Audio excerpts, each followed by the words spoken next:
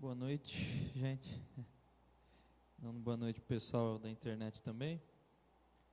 Ô, Evelyn, abre aí o Facebook só para ver se está saindo som, se está tudo ok.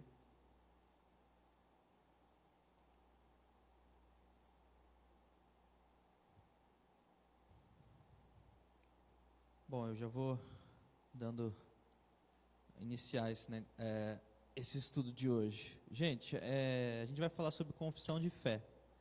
Confissão de fé é aquilo que a gente acredita, né? Pode ser um resumão, como aquele credo da Igreja Católica, pode ser uma coisa mais detalhada. E esse detalhe pode chegar a livros e livros, porque tem muito assunto para se falar. Confissão de fé é aquilo em que a gente acredita, aquilo que a gente crê. O credo católico, por exemplo, diz: cremos em Deus Pai Todo-Poderoso, Criador do céu e da terra, em Jesus Cristo, seu único Filho, nosso Senhor, que foi concebido pelo poder do Espírito Santo, nasceu da Virgem Maria, e aí vai seguindo. Todas essas afirmações são afirmações de fé, e a gente as defende. E se alguém vier, por exemplo, aqui no culto, no púlpito, e começar a falar coisas contrárias a isso aqui, eles estão indo essas afirmações serão contrárias à nossa fé. Só que muitas vezes a gente não sabe muito bem no que a gente acredita, porque a gente nunca parou para pensar de forma detalhada sobre certos assuntos. E às vezes também há discordâncias de igrejas para igrejas.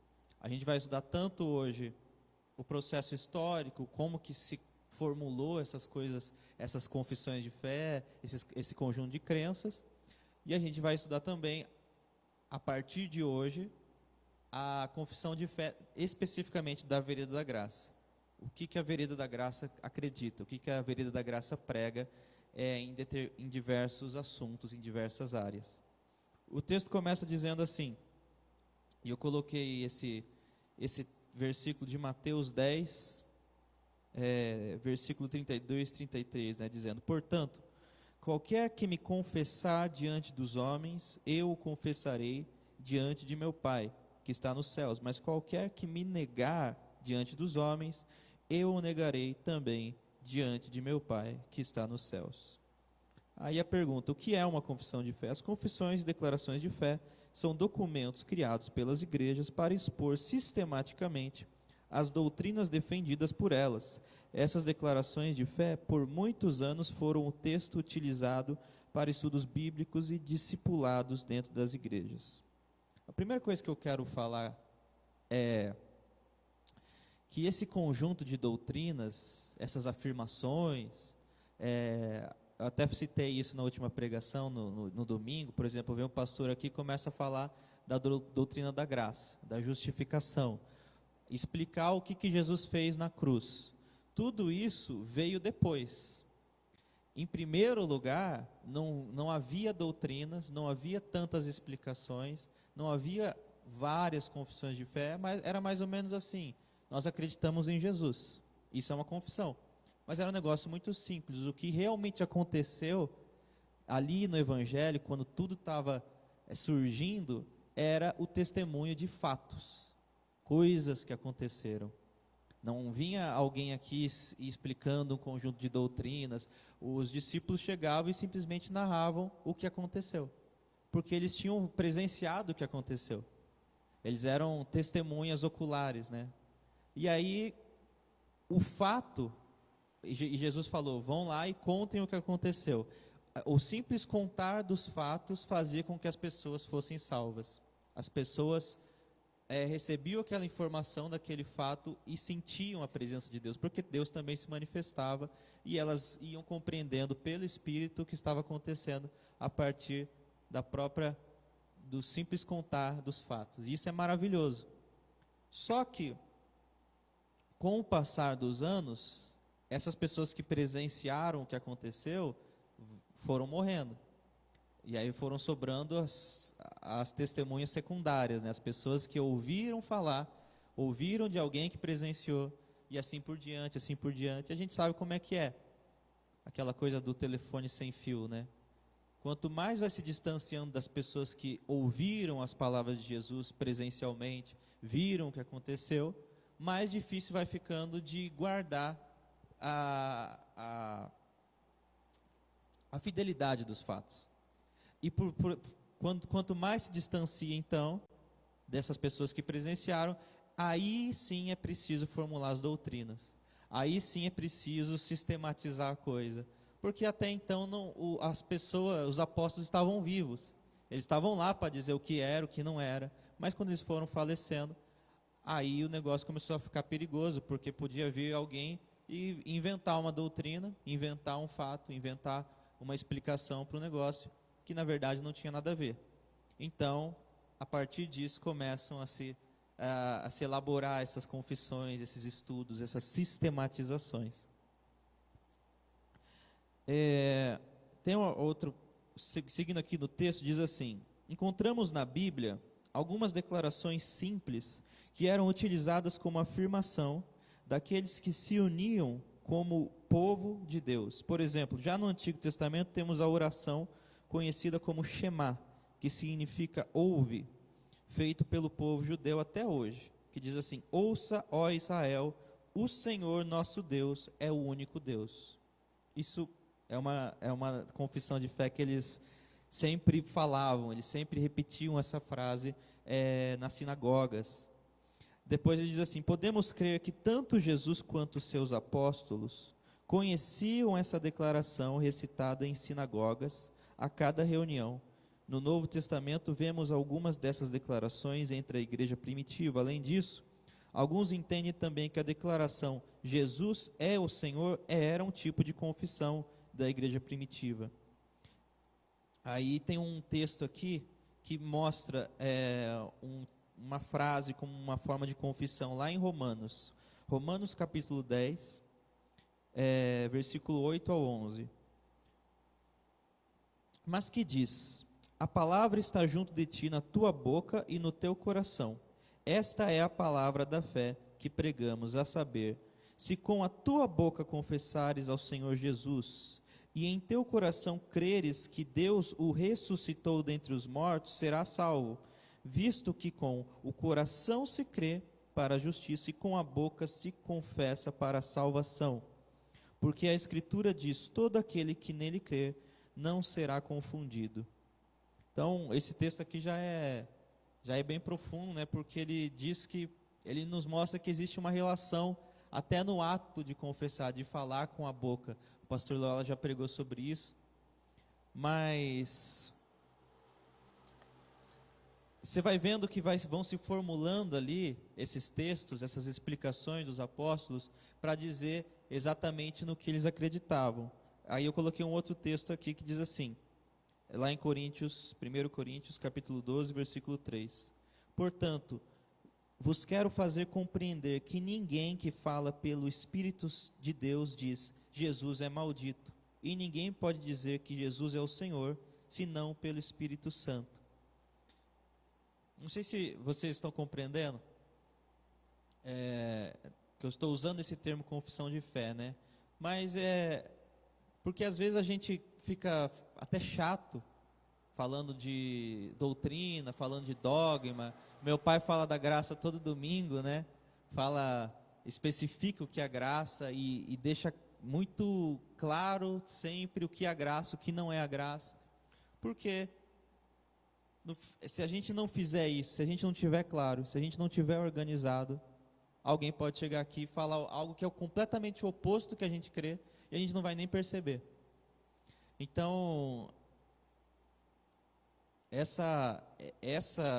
esse tipo de organização que a gente vai fazendo aqui é essencial para a nossa espiritualidade também.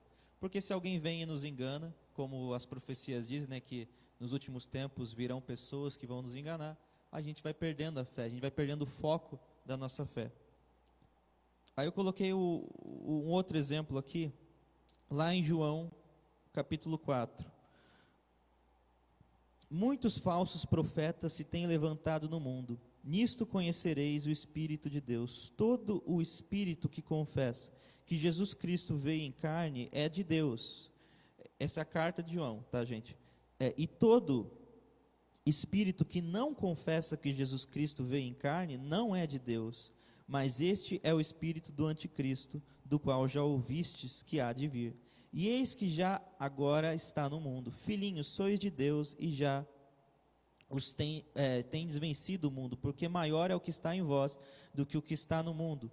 Do mundo são, por isso falam do mundo, e o mundo os ouve. Nós, porém, somos de Deus. Aquele que conhece a Deus ouve-nos, aquele que não é de Deus não nos ouve. Nisto conhecemos nós o espírito da verdade e o espírito do erro. Gente, já ali no primeiro século da igreja, tinha um grupo de pessoas que eles chamavam gnósticos, que eles falavam, ensinavam isso, saíam falando que Jesus não tinha vindo em carne. Isso é só um exemplo de uma bobeira que as pessoas inventam. E já começaram a inventar isso lá no primeiro século. Chegaram um monte de gente, eles começaram a pensar entre si, a matéria é muito ruim, a carne é ruim, é só o espírito que é bom, então Deus não pode ter vindo de fato em corpo, né, em carne. E aí eles começaram a inventar que Jesus veio, ele era tipo uma ilusão, um holograma, ele estava aqui, ele parecia para a gente que era um homem, mas na verdade era só o modo como a gente o percebia, ele não era de fato um homem. Isso é o que a gente chama de heresia. E aí havia pessoas que estavam acreditando nisso, porque fazia sentido, realmente. O mundo é mau, a matéria é má. E aí João vem aqui e fala que, ele deixa claro e ele faz disso uma doutrina, faz disso um dogma, faz disso algo, quem acredita em Cristo não pode falar uma coisa dessa. Quem acredita em Cristo tem que saber, tem que acreditar que ele de fato veio em carne. E aí ele vai bater o pé nesse ponto. Ele vai dizer aqui nesse texto que a gente leu, muitos falsos profetas se têm levantado no mundo, e ele vai dizer, nisto conhecereis o Espírito de Deus. Todo aquele Espírito que confessa que Jesus Cristo veio em carne é de Deus, e todo Espírito que não confessa que Jesus Cristo veio em carne não é de Deus. E aí isso vai acontecendo cada vez mais, eles vão tendo que especificar cada vez mais. E aqui só o último exemplo que eu vou dar, que são exemplos importantes porque que estão na Bíblia. São discussões teológicas de doutrina que já estavam acontecendo lá. Se já tinha confusão lá, quanto mais nos próximos séculos, né? Aí, esse último texto só, gente, em Gálatas, capítulo 1, versículos 6 ao 12. Aqui é Paulo falando. Maravilho-me de que tão depressa passasseis daquele que vos chamou a graça de Cristo para outro evangelho, o qual não é outro de forma alguma, mas há alguns que vos inquietam e querem transtornar o evangelho de Cristo. Mas ainda que nós mesmos, ou um anjo do céu vos anuncie outro evangelho, além do que já vos tenho anunciado, que seja maldito. Assim, como já vô-lo dissemos, agora de novo também vô-lo digo, se alguém vos anunciar outro evangelho, além do que já recebeste, seja maldito. Porque persuado eu agora a homens ou a Deus? Ou procuro agradar a homens? Não, se estivesse ainda agradando a homens, não seria servo de Cristo. Mas faço-vos saber, irmãos, que o evangelho que por mim foi anunciado não é segundo os homens, porque não o recebi, nem aprendi de homem algum, mas pela revelação de Jesus Cristo. Bom, isso aqui eu quis colocar só para mostrar a importância, a ênfase que o apóstolo Paulo está dando nisso. Se chega alguém e começa a contradizer o evangelho, e E não tem como não falar, gente, de algo que é um pouco teórico nesse sentido. A teoria não é essencial, porque os fatos é que são essenciais, como eu falei no começo. Mas a teoria é importante. E sem a teoria a gente se perde. E sem a organização, sem a sistematização, sem o estudo, sem o aprendizado do que a gente realmente acredita, a gente se perde facilmente. E pode vir qualquer um aqui pregar e pode falar, como eu disse, uma besteira. E se a gente não estiver preparado, a gente vai acreditar. Por isso ele diz assim, ó, aquele que... Olha o peso da palavra. Se alguém vier e falar algo a mais, ou que está contra o Evangelho, um novo fato, ou uma nova doutrina, além do que eu estou falando para vocês, ele diz que seja anátema, que seja maldito.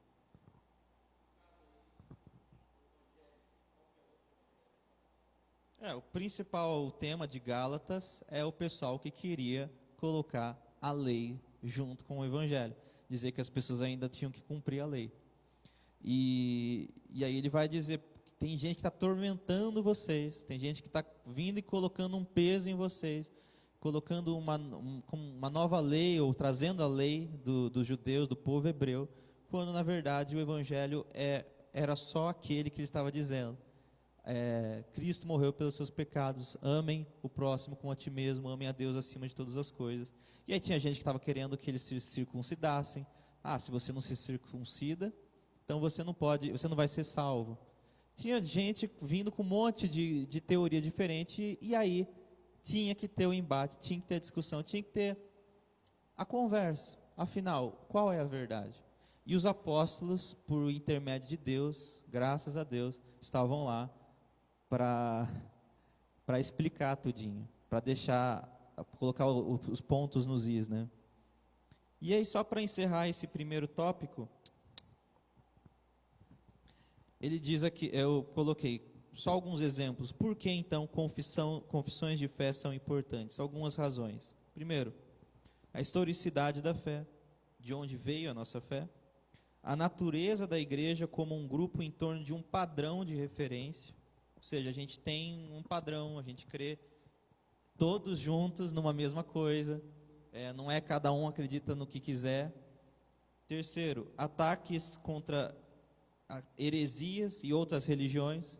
Por exemplo, pode chegar um espírita aqui e começar a falar que a gente reencarna e tal, e aí como é que a gente vai ficar? Será que reencarna? Não, a gente não acredita nisso. A gente não acredita que a gente reencarna. Por quê? Aí a gente tem que estudar, a gente tem que ler a Bíblia, né? E conversar sobre isso, né? E aí, outra coisa, pluralismo do tempo presente, ou seja, todo mundo acredita em várias coisas ao mesmo tempo. Defesa contra o experiencialismo. Isso aqui é muito importante, porque a gente crê em dons espirituais, a gente crê que a presença de Deus é a coisa mais importante. Só que a gente não pode partir da nossa experiência individual e criar uma nova doutrina, principalmente se ela se opuser à Bíblia. Então, o experiencialismo que ele está dizendo aqui é a pessoa pegar a sua experiência individual e colocar acima da Bíblia, acima da fé. Pureza da doutrina, ensino aos neófitos, aos novos na fé, testemunho da fé para os de fora, meios de estudo, que é o que a gente está fazendo aqui hoje, exortação, correção e último recurso. Isso aqui é no sentido, não de dar uma bronca em alguém, mas exortação da pureza da doutrina. Por exemplo, se eu chegar e começar a falar alguma besteira aqui no púlpito, o meu pai pode me corrigir, mas ele vai me corrigir justamente porque existe uma base, porque existe um padrão, e ele vai dizer, e tal, a palavra final é essa aqui. Uma coisa que eu acho que é mais complicada é que as pessoas têm acesso, né, a muitas pregações, a muitos pregadores pela internet, né, Face, YouTube, e as pessoas estão escutando, né, doutrinas pregadas nessas pregações, ou ideias, ou ideologias, e daí a gente aqui tem essa tranquilidade para a gente poder coibir, né, como já fiz também, né? Como já tive que fazer quase que publicamente, uma pessoa que estava contrariando, assim, frontalmente a doutrina da graça. A Ivani estava aqui no dia, depois eu te lembro. Mas a questão é nesse pluralismo.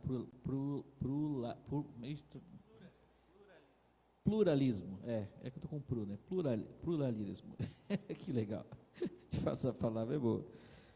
Deixa eu ver como é que está escrito. Pluralismo, isso mesmo. Nesse pluralismo aqui a gente encontra, né, muita facilidade das pessoas terem acesso a essas doutrinas. E quando Paulo fala outro evangelho, o principal era aquele dos gnósticos, que você já mencionou, a lei, e depois vieram outros, né, que na verdade tira a essência do evangelho, que é a graça de nosso Senhor Jesus, né? A gente tem os 4 evangelhos no Novo Testamento, mas tem os chamados apócrifos, que não estão na Bíblia. Aí tem o evangelho de Maria, o evangelho de Tomé, o evangelho de não sei quem. E aí cada hora surgiu um novo evangelho. E todos que não estão na Bíblia não estão lá por um motivo, porque geralmente tinha algumas coisas que divergiam dos principais evangelhos, dos apóstolos, né? Agora eu vou falar só essa... Olha só, gente, essa curiosidade que eu coloquei aqui é muito importante. Eu achei muito legal a gente colocar isso aqui agora, para a gente entender essa coisa de contar os fatos e depois sistematizar a doutrina. Olha só, primeiro, Jesus foi morto e ressurreto lá por volta de 30 depois de Cristo. E acredita-se que o primeiro evangelho escrito tenha sido o evangelho de Marcos, por volta do ano de 65 a 75, ou seja, 35 ou 45 anos depois. O primeiro evangelho que foi escrito. Aí depois, muitas cartas do Novo Testamento provavelmente foram escritas quando ainda não havia sequer um evangelho escrito. É aquilo que eu falei, os próprios apóstolos estavam vivos, então eles confirmavam, eles diziam oralmente, eles estavam lá para falar como é que foi. Mas essas cartas que a gente vê de Paulo defendendo a fé, argumentando, dizendo o que é a justificação, isso aí era tudo contado para as pessoas, escrito numa época em que não tinha nem os evangelhos ainda para eles lerem, porque eles ouviam da própria boca dos apóstolos. E aqui depois, tudo dependia da fidedignidade, da narração das testemunhas oculares e da autoridade dos apóstolos, que é aqueles que estavam lá, que presenciaram tudo.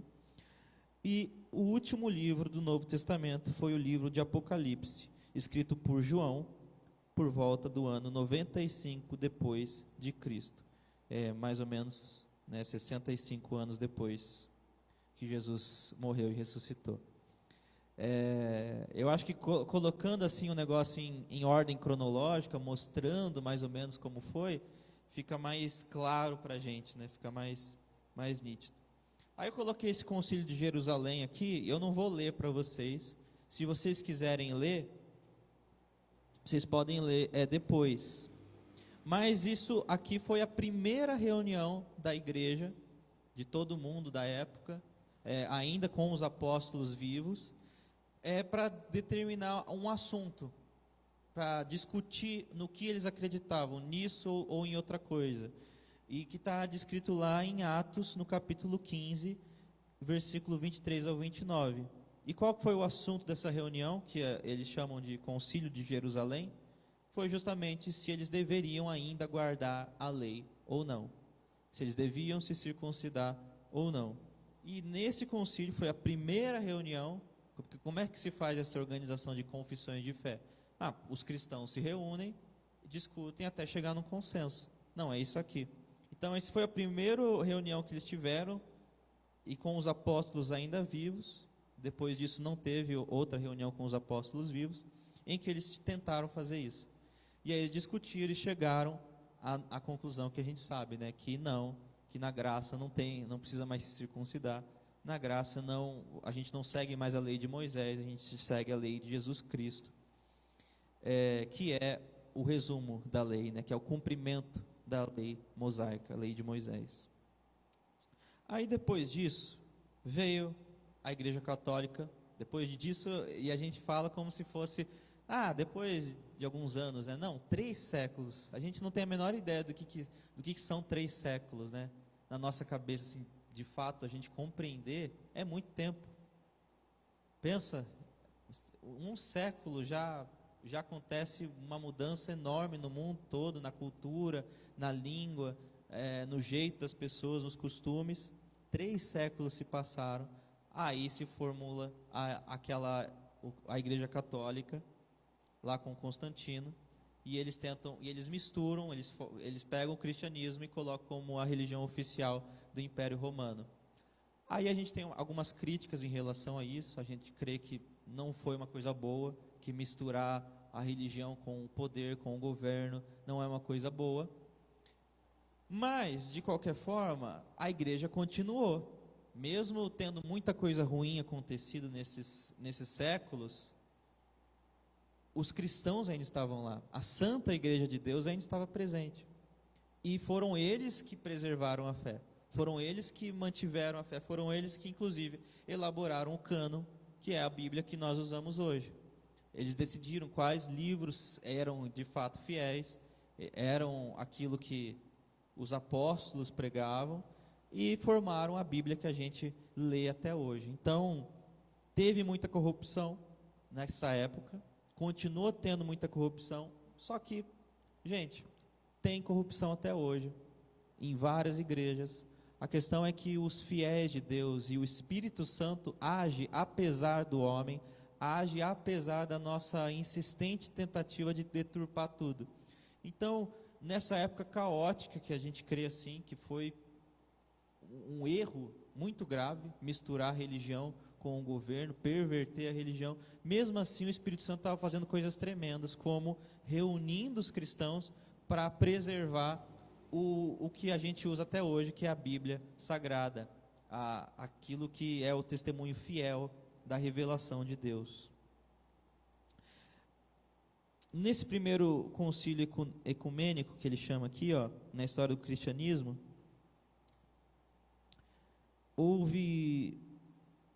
ele vai dizer que, na história do cristianismo, os primeiros 7 concílios ecumênicos, começando no primeiro concílio de Nicéia, no ano de 325, e terminando no segundo concílio de Nicéia, no ano de 787, são os concílios que representam, quando vistos em conjunto, a tentativa de alcançar um consenso ortodoxo para se estabelecer uma cristandade unida para suportar a igreja estatal do Império Romano.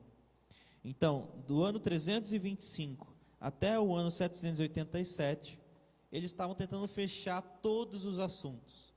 Então, durou séculos essa discussão, para fechar essa confissão de fé em cada área, em cada detalhezinho.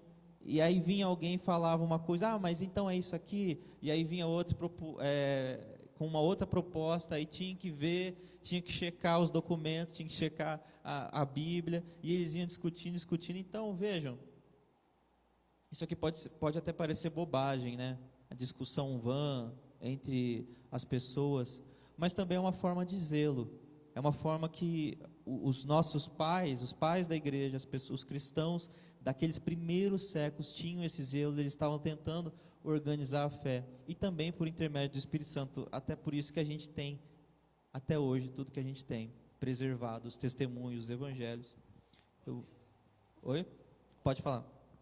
Um adendo aqui, né, queria que a gente não esquecesse de falar que, na formulação da Igreja, né, Católica Apostólica Romana, que seria a Igreja Universal Romana, né, eles não tinham um formato de religião cristã para se basear, a não ser naquilo que estava acontecendo nesses primeiros 3 séculos.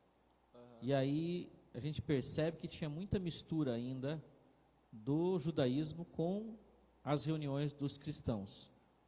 Porque os cristãos, eles basicamente foram formados por gentios, né?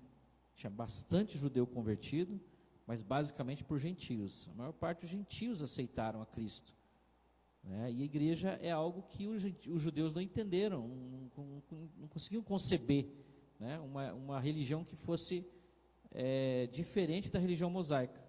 Então a gente percebe nos ritos católicos, na liturgia, em muitas coisas ali, eles cooptando, né, o sistema litúrgico do culto judaico. Por exemplo, a figura do sacerdote, que é intermediário entre Deus e os homens, é do judaísmo, né?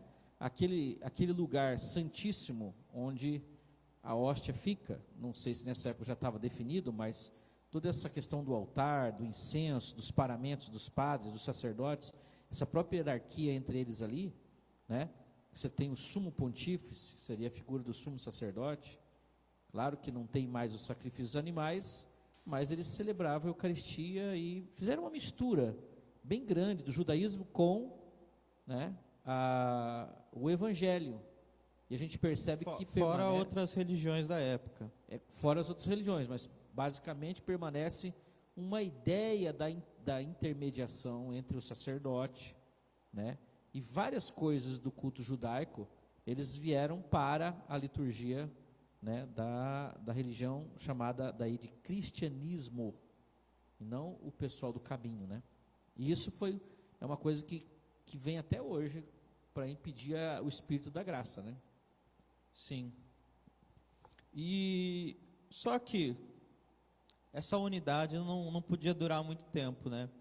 Principalmente porque havia corrupção, principalmente porque havia essa mistura, e mesmo no meio ali havia as pessoas puras, pessoas que eram fiéis, pessoas que tinham um coração sincero, como tem em todos os lugares, mas muita politicagem prevalecia. E aí demorou para acontecer, mas aconteceu lá no ano de 1054, ou seja, um milênio depois, aconteceu a primeira racha, a primeira divisão, e aí surgiu a Igreja Ortodoxa. Tem a Igreja Católica e a Igreja Ortodoxa. Eles têm muitas coisas em comum, mas eles começaram a divergir de coisas que eram para eles pontos de fé, coisas que não podiam concordar, não podiam relevar, até que acontece esse fato que é até engraçado, né? Um papa de um lugar, ou um líder de um lugar, e um líder de um outro lugar excomungam um ao outro. É como se fosse eu aqui numa igreja, o pastor Leal numa igreja, aí tem uma outra vereda da graça em outra cidade, e esse outro pastor fala que o pastor daqui agora está excomungado, não é mais cristão, e o pastor daqui fala que o outro pastor que está excomungado não é mais cristão. Então acontece essa racha, porque eles, por politicagem, por pureza de fé, por briga, por doutrina, por gente que acreditava numa coisa, por gente que acreditava em outra, e tem muita coisa errada no meio, mas também tem muita coisa verdadeira. Muita gente aqui que discutia porque realmente estava querendo defender o que eles achavam que era certo. Isso foi acontecendo durante muito tempo. Só que a corrupção na Igreja Católica foi piorando cada vez mais. A mistura, o Estado, o pessoal inventando novas doutrinas, principalmente vai ter o ápice que a gente vai falar agora, daquele negócio das indulgências. Quando surge o protestantismo, que é o que a gente nós somos evangélicos, né? Quando surge a racha com a Igreja Católica e vem o protestantismo, está no ápice em que a gente aprende na história, né? Que a Igreja Católica vendia documentos, vendia salvação no céu, pedaços de terra no céu e outras coisas. A Igreja Católica, ou muitos lugares, muitas igrejas espalhadas pela Europa, exploravam a fé dos cristãos, daquele povo que não sabia nem ler. As missas eram em latim, os padres é que diziam tudo, ninguém podia nem checar como é que era, porque a educação era muito pobre na época. Então começou a ter muita pilantragem, como tem hoje em dia, mas na época o negócio estava absurdo, porque só tinha uma igreja. Tinha a Igreja Ortodoxa que estava lá no outro lado do mundo, mas ali na região da Europa só tinha a Igreja Católica.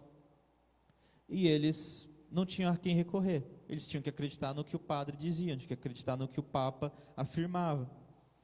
Aí surgem algumas pessoas durante esses séculos, a gente estava no ano 1500 é que vai ter o racha, que surge a Igreja Protestante. Então passaram-se mais meio milênio, E enquanto toda essa coisa errada, toda essa coisa ruim ia acontecendo, até que teve o basta, graças a Deus, o Espírito Santo também intervindo, com homens de Deus que se levantaram e disseram: não, o Evangelho não é isso aí que vocês estão falando. O Evangelho é isso, o Evangelho é graça, o Evangelho é salvação pela fé, não pelas obras. Não tem como você comprar a salvação, não tem como você dar dinheiro para comprar a salvação. E aí sempre tem esses homens que Deus levanta para defender a pureza do Evangelho, a pureza da graça, a pureza do que Jesus Cristo representa. E um resumo, o Lutero chega ele rompe, ele era um padre, e ele rompe com a Igreja Católica. A gente sabe que tem na história, ele pega e escreve 95 teses contestando a Igreja Católica e prega na igreja de... Como é que é o nome da igreja?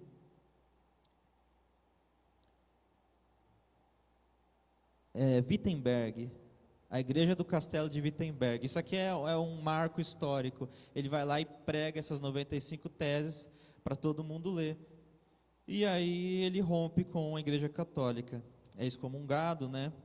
E aqui se começa a igreja protestante.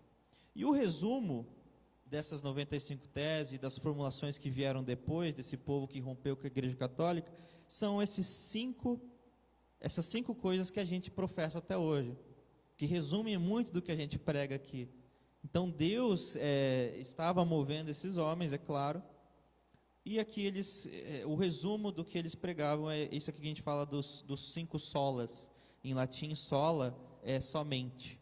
Aí eles falam sola fide, que é somente fé, somente a fé que salva, não são as obras, somente a Escritura, não é a tradição católica.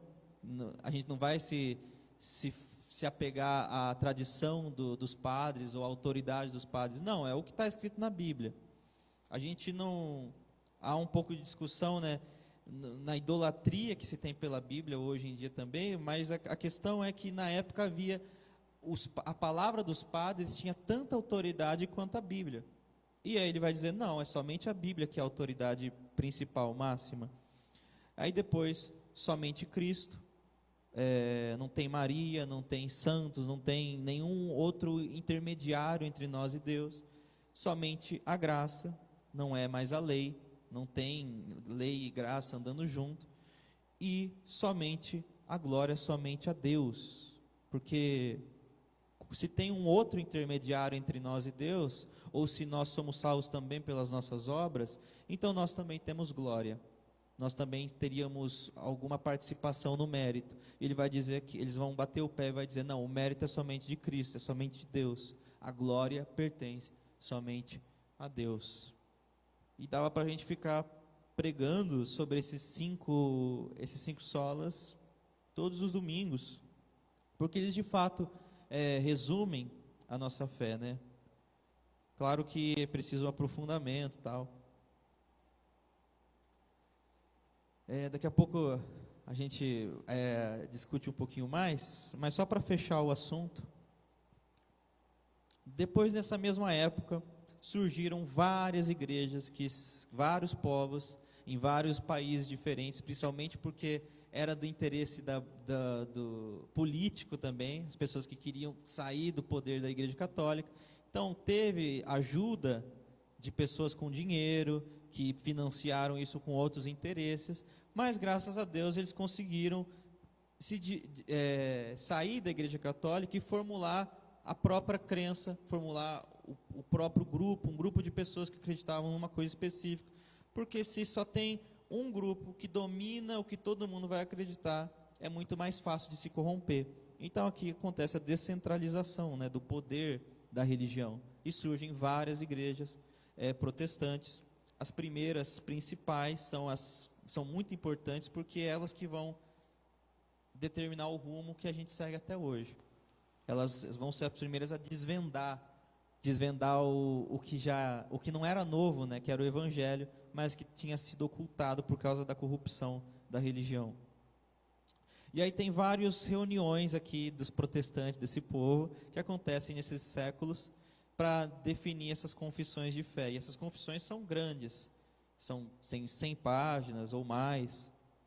A primeira foi essa do anabatismo, 1527, depois o luteranismo, né, que tem igrejas aqui até hoje, dos luteranos, 1530, o anglicanismo, os anglicanos, que são a Inglaterra, né, adota o anglicanismo como religião oficial, o Reino Unido, a Igreja Batista, que tem até hoje, são igrejas históricas, e a última confissão aqui que eu coloquei, que foi no ano 1647, que é a Confissão de Fé de Westminster, que é do presbiterianismo, que é de onde a gente veio.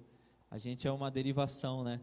A Igreja Presbiteriana Renovada, que veio da presbiteriana, e a presbiteriana teve base aqui, 1647, a Confissão de Westminster. Bom, gente, nas próximas quintas, eu vou simplesmente pegar a Confissão de Westminster e a gente vai discutir os pontos dessa confissão, o que eles estão falando ali, e a gente vai colocar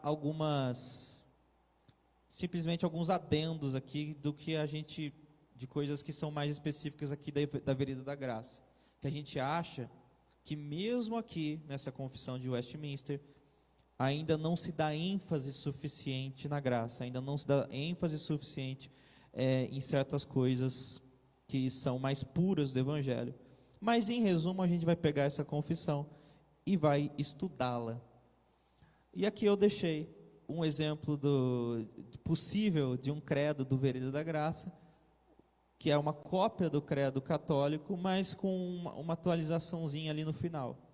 E eu quero ler com vocês agora. Cremos em Deus Pai, Todo-Poderoso, Criador do céu e da terra, e em Jesus Cristo, seu único Filho, nosso Senhor, que foi concebido pelo poder do Espírito Santo, nasceu da Virgem Maria, padeceu sob Pôncio Pilatos, foi crucificado, morto e sepultado, desceu à mansão dos mortos, ressuscitou ao terceiro dia, subiu aos céus, está sentado à direita de Deus Pai Todo-Poderoso, de onde há de vir a julgar os vivos e mortos. Cremos no Espírito Santo, na Santíssima Trindade, na Santa Igreja de Jesus Cristo, não a Santa Igreja Católica, na comunhão dos santos, na contemporaneidade dos dons espirituais, na salvação perpétua, exclusivamente pela graça, e na remissão irrevogável dos pecados, na ressurreição da carne e na vida eterna. Amém. Bom, o texto essa apostila que eu fiz para hoje é bem grande, né? Eu tentei passar rapidão para não ficar muito cansativo. E, para finalizar, alguém quer perguntar alguma coisa, colocar algum adendo, falar algo? Pastor Leola, Evelyn.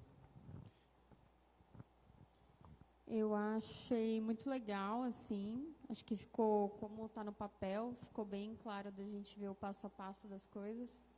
Às vezes no culto, né, o pastor fala, mas a gente não tem a visualização, né, e quando tem a visualização no papel fica melhor da gente ir seguindo, né. E às vezes, eu, por exemplo, né, a gente não sabe exatamente em quando originou a nossa fé, né, depois do quê. Então, acho que é bem interessante ver também que, desde antes, a graça já foi declarada, né, que nós aqui não estamos crendo em algo inovador, nós estamos apenas reforçando a fé, né, que depois de Augusto, como é que foi? Protestante lá, né? 1500, né? Mas desde os apóstolos. Não, desde mesmo. o Evangelho, mas assim, ficou como, desde 1500 é um dos 5 pilares. Então, assim, bem explícito, né? E, então, às vezes, assim, eu vejo algumas pessoas que têm algumas dúvidas, né? E a gente vê que não é nada novo. Não é nada novo. Pelo contrário, uma coisa a mais antiga. É que a graça de Deus veio sobre nós e nos livrou dos nossos pecados, e eu acho que isso fortalece muito até para argumentação, alguém que tem alguma dúvida, para a gente conversar, né? A nossa fé vem daquilo que nós cremos, e quanto mais conhecimento a gente tem, mais fortalece a nossa fé, que a gente tem amigos, tem familiares, né, que a gente quer trazer também para essa experiência maravilhosa que é a graça. Então, eu acredito que o estudo contribui muito, na minha visão, para isso. Acho que é um dia muito importante. Quem não veio, acho que tem que vir. Acho que a gente fica cansado dia de semana. Eu também nem almocei hoje, vim do trabalho, mas quando chega aqui a gente acaba encontrando algo diferente do culto, que é uma questão de conhecimento para fortalecimento da fé. Eu acho que esse conhecimento até ajuda a gente no entendimento do próprio culto, a receber a mensagem de Deus mesmo para a nossa vida. Na verdade, nem é uma pergunta, é só uma observação. Só falando algo também nesse sentido, que se vocês forem estudar, é maravilhoso estudar a história, porque vocês vão ver que essa coisa de graça e lei, contaminação de graça com outras coisas, o pessoal, parece que sempre as religiões, as igrejas vão pervertendo a coisa nesse sentido, nessa questão. Eles vão tirando Jesus de centro, tirando a graça e tal, e aí sempre tem que vir o Espírito Santo, homens inspirados, e não para falar algo novo, mas simplesmente para pegar o evangelho e falar: não, gente, espera aí, não é isso aí que vocês estão falando, é isso aqui. E como a Evelyn disse, o protestantismo foi muito importante, porque eu acho que eles resumiram de forma muito explícita, para não deixar brecha, né? Só que mesmo assim, com o passar dos séculos, as igrejas vão mudando as coisas, né? Vão mudando um pouquinho, até chegar no neopentecostalismo que a gente tem hoje, né? Que, de novo, o pessoal está aí vendendo água, vendendo travesseiro ungido, e aí vira bagunça, né?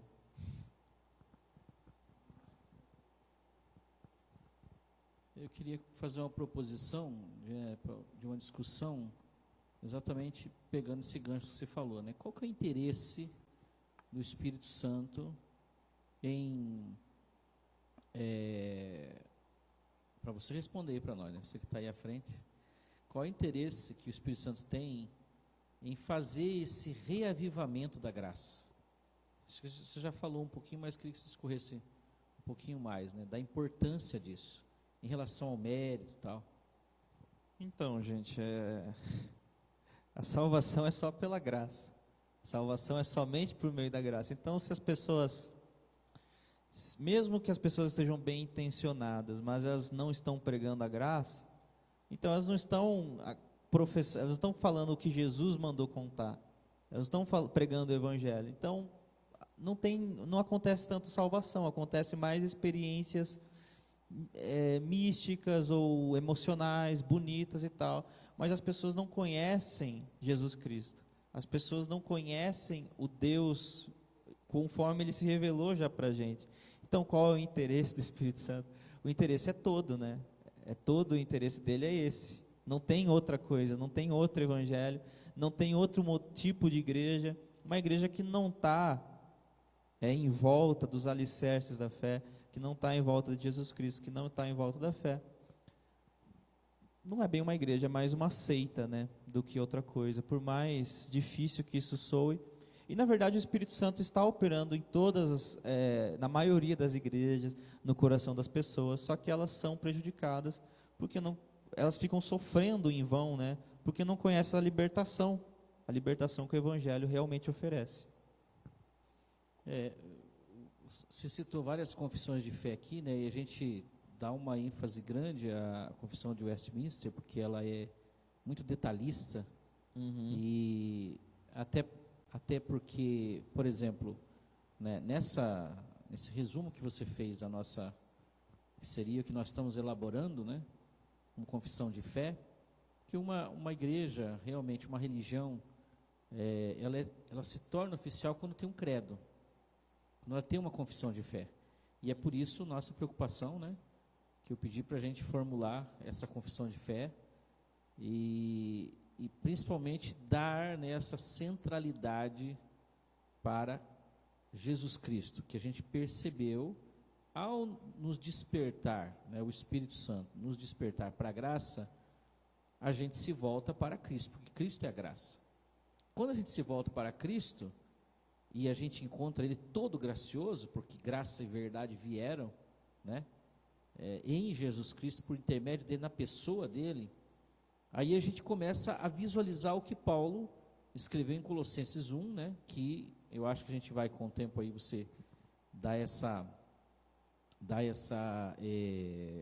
fazer um esmiuçar, né, disso que Paulo está falando aqui, mas naquela confissão que você colocou ali, que na verdade é o credo de Nicéia, foi sintetizado, começando por Deus Pai Todo-Poderoso, Criador dos céus e da terra.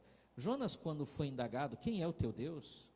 E o judeu e os profetas, eles tinham que dar um testemunho de quem era o Deus deles. Eles falavam, eu creio em Yahvé, Criador dos céus e da terra. Você veja que a confissão começa por aí, é uma sequência da revelação de Deus, né? E daí já parte, e em Jesus Cristo, seu Filho. Quando fala seu Filho, por exemplo, né, os judeus dizem que Deus não tem filho, os muçulmanos também falam que Deus não tem filho, que Jesus foi um profeta. E os judeus, pelo que eu entendo, eles nem um profeta consideram, porque ele foi morto na cruz, e maldito é todo aquele que é pendurado no madeiro. Mas nós declaramos, e em seu Filho, Jesus Cristo, né, ou o Ios Jesus tu Christos, né, que é o que está no grego. O Evangelho foi escrito no grego. Então é uma afirmação, e assim vai, até né, a vida eterna, amém, quando a gente declara, porque falar de vida eterna, pulando já para o final, né, é crer que há uma continuidade. Então todos esses pontos que você vai trazer depois, né, esmiuçado e falando cada um deles, e daí dá para trazer as referências bíblicas, isso é uma confissão de fé, né? Agora é impressionante como nós temos cantado, porque até nós mencionamos, né, não que seja necessário a gente colocar no papel, porque Jesus não escreveu nada, ele só falou e viveu, né? Mas a gente tem uma guia, e aí a graça tem nos feito olhar para Jesus como realmente tudo que importa, porque aqui quando fala, né, que no Colossenses 1, que a gente canta a partir do verso 15, pois foi do agrado de Deus, o 19, que nele habitasse toda a plenitude, né, e por meio dele reconciliasse consigo todas as coisas, tanto as que estão na terra como as que estão nos céus, estabelecendo a paz pelo seu sangue derramado na cruz. Aqui tem uma confissão de fé, e aqui é interessante que é uma confissão de fé de Paulo, colocando Jesus Cristo como central, como a única coisa importante, porque nele a gente descobre, né, a justiça de Deus, nele a gente descobre a imagem de Deus, porque ele é a imagem do Deus invisível. Você vê, como que vai declarar, né, isso? Ele é a imagem do Deus invisível. Se é invisível, não tem imagem, mas ele é a exata expressão da glória de Deus, aquele homem, claro, depois glorificado, mas ele vem mostrar, né, no seu caráter, na sua personalidade, na sua forma de ser, quem ele é. Então, é muito maravilhoso o que nós estamos começando aqui, né, hoje, nessa questão doutrinária, porque vai nos levar a contemplar a centralidade de Cristo, e isso realmente transforma, isso dá uma mudança na gente, que é muito grande, né? O pessoal, só para encerrar, o pessoal fala assim, mas se você estiver na graça, você não tem uma guia, não tem uma lei. Não, desde que eu conheci a graça, eu não senti nenhuma vontade de sair pecando e tocando horror e fazendo o que eu quero, não, muito pelo contrário, eu tenho mais amor por Cristo e mais desejo, eu não sinto culpa mais, porque eu sei que a minha culpa está na cruz do Calvário. Quando eu erro, eu sei que minha culpa já está perdoada, que é uma outra coisa que a gente vai falar também, a questão da remissão dos pecados, do perdão, né, da confissão, vai ser falado, mas é impressionante como isso vai mudando a gente, e não tinha como não ser assim, né, porque é Cristo que muda mesmo. Dependendo da forma como se coloca, fica parecendo que é só teoria e tal, mas na verdade isso é o Evangelho. O Evangelho nos liberta, a verdade nos liberta, né? E só para encerrar, eu vou dar um último exemplo, porque a gente vai tocar em vários assuntos, né? Como meu pai colocou agora. Isso aí, só nesse credo aqui já tem várias afirmações que dá para a gente ficar se deleitando nelas. Mas vou dar um exemplo aqui da Evelyn, da questão da Trindade. Gente, eu que fui criado em igreja e filho de pastor, eu não tenho ideia de que às vezes as pessoas não sabem coisas básicas. Por exemplo, essa questão da Trindade, Jesus, Espírito Santo, Deus. A Evelyn, por exemplo, ela não sabia que,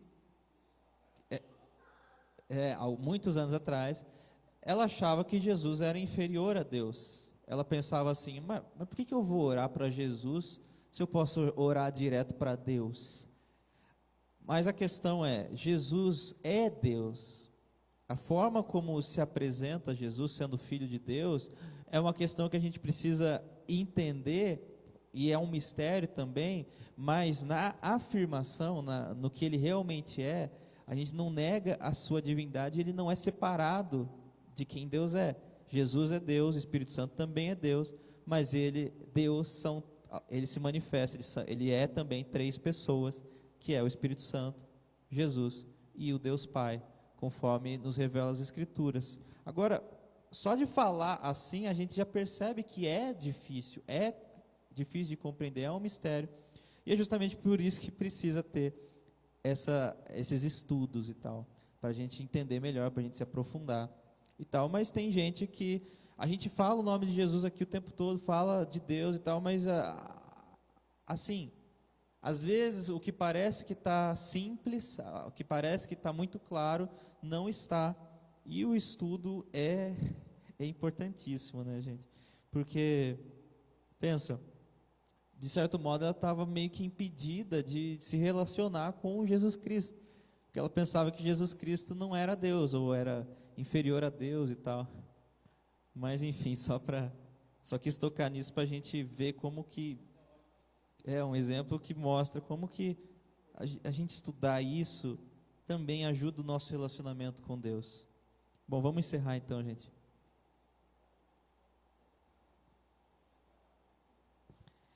Então,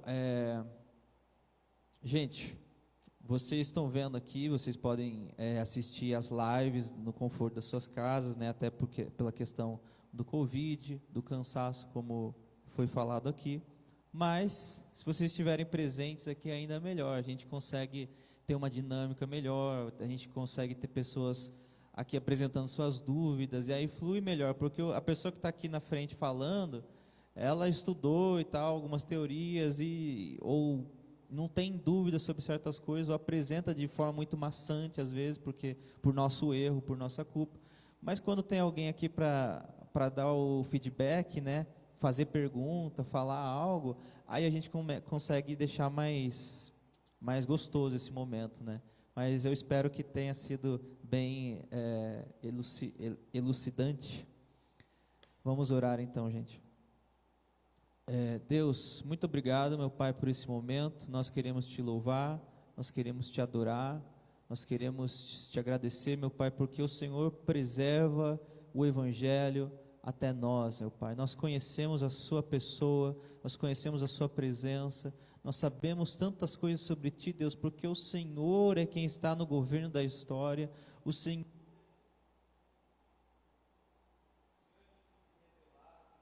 Deus. Por isso nós te honramos e te agradecemos por isso, meu Pai. E nós queremos estudar a sua palavra, Deus. Meu Pai, a sua palavra, a sua revelação, o testemunho, meu Pai, desses homens de Deus que andaram contigo, Deus. Nós queremos também te conhecer, andar contigo e, meu Pai, nos deleitar nesse ensino, meu Pai. Nós te adoramos e te agradecemos em nome de Jesus. Amém.